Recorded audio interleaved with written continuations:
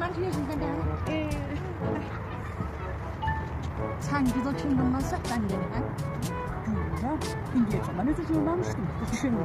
Nene onu bu tutanı bilmem. Kaç özlem benim cevap. Baba koy. Kocadan onun da hesabını değişti.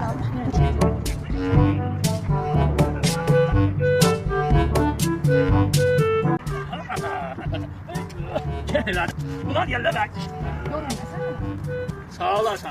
Merhaba. Ben bir şey yapmışsın. Siz haya buya haya. Geçen keşke olsun verdim da. Kime? Bedene. Ben çeşik olsun verdik bedeni. O şimdi. Kim? Kaldırmışım böyle bir şurada. Sana da getirdim biraz ne? Babam bir daha hanımı değil. Bir daha ailesi olsun. Ailesi verdik.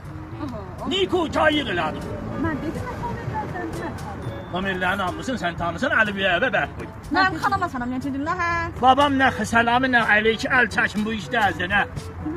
Gördün mü şimdi ha? Ay bala siz de vaziyet edin de bu yine düşersiniz. Kaç oldu ben de? Şunu kanunu. Ya sen de. Ben kuyruğumu yaptım. Ha, o kaç olmayınca bari dedi yok. Özür dilerim. Ben de bağlarım da oradan. Ya. Hayat